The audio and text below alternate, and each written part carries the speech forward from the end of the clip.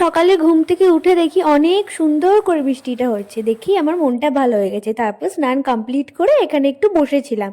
এখানে বড় মাসিমণি তুলসী মন্ত্র বলছিল, সেইগুলোই আমি একটু লিখে নিচ্ছিলাম।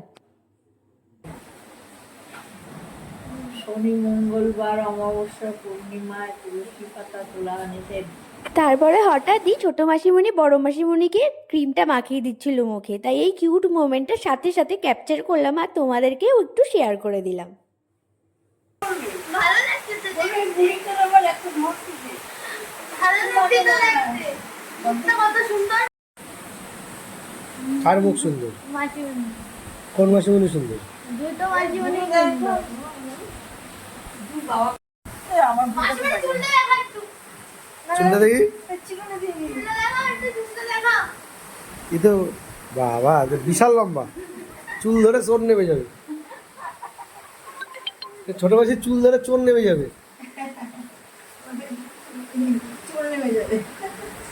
আজকে দুপুরের লাঞ্চে ছিল পটল, সয়াবিন আর আলু দিয়ে ঝোল, তারপরে ছিল কলমি শাকের ডাল আর সাথে ছিল বেগুন ভাজা। এরপরে আমি একটা টক শাক রান্না করেছিলাম। এখনও কিন্তু বৃষ্টি পড়ে যাচ্ছে বাইরে।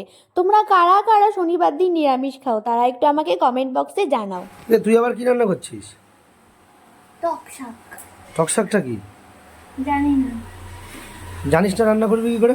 আমি এটা প্রথম দেখছি, মানে প্রথম করছি। তো রান্নাটা কি করে করবি? আরেকটা ফোড়ন দিয়ে। তেল গরম হয়নি তো?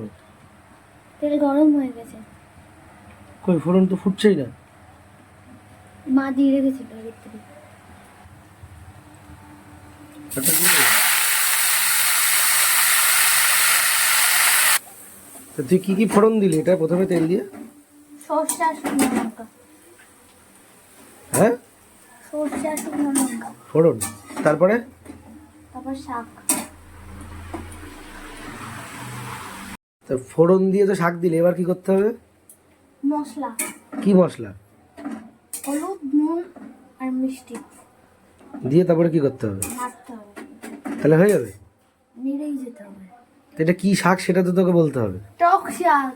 টক শাক মানে সে শাকের নামটা কি? শাকের নামই টক শাক। এবার কি কথা? এটা এটা কেন, একটা গাছের নাম আছে না? আমি জানি না, আমাকে যেটা বলছে সেটাই। এরপরে দিয়ে দেবো পরিমাণ মতো নুন, তারপরে দিয়ে দেবো পরিমাণ মতো চিনি, তারপরে দেবো চিড়ে রাখা কাঁচা লঙ্কা। কি বলছিস? লঙ্কায় ঝাল হয় না, কেন? বাজে লঙ্কা তাই। তুই যা ঝাল আর লঙ্কার ঝাল লাগে? লাগে বল? লাগে।